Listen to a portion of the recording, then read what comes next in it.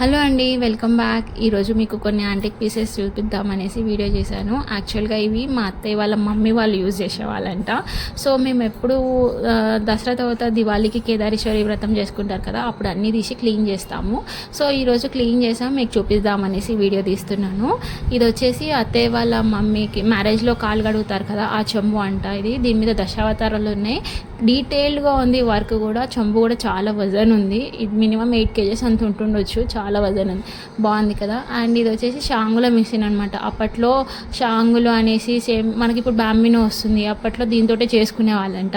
మేము దీన్ని వినాయక చవితికి పాయసంకి యూజ్ చేస్తాం. ఇట్లా పిండి పెడతారు దీంట్లో నుంచి, అండ్ ఆ స్క్రూ చెక్కకి ఫిట్ చేసి పైనుంచి తిప్పితే కింద నుంచి సేమ్ నూడిల్స్ లాగా వస్తుంది అనమాట. అట్లాంటి మిషన్ నాకు 1 hand తోటి వీడియో తీయడానికి కూడా వస్తుంది, అంత వజన్ ఉందన్నమాట. ఇది నూనె క్యాన్. ఇది మనకి అప్పుడు కాశీ వెళ్ళినప్పుడు దీంట్లో తీర్థం ఇచ్చేవాళ్ళంట తీసుకొచ్చి, అట్లాంటిది. ఇది మ్యారేజ్లో యూజ్ చేసేది, అందరికి తెలిసింది కదా. ఇట్లాంటి ఇది మేము కురాడు అంటాం కదా, కురాడ్కి యూజ్ చేస్తాం ఆ చిన్న చెంబుని. ఇట్లా చాలా యాంటిక్ పీసెస్ ఉన్నాయి. ఇది కూడా మనకి హారతి ఇస్తారు కదా వ్రతాలప్పుడు, దానికి యూజ్ చేసేవాళ్ళంట. ప్రతి ఒక్కటి అప్పట్లో తినే ప్లేట్, గ్లాస్, మనం ఇప్పుడు స్టీల్ ఎలా యూజ్ చేస్తున్నామో అప్పుడు వాళ్ళు అలా యూజ్ చేసేవాళ్ళు. దాని క్వాలిటీ కూడా అంత మంచిగా ఉంది.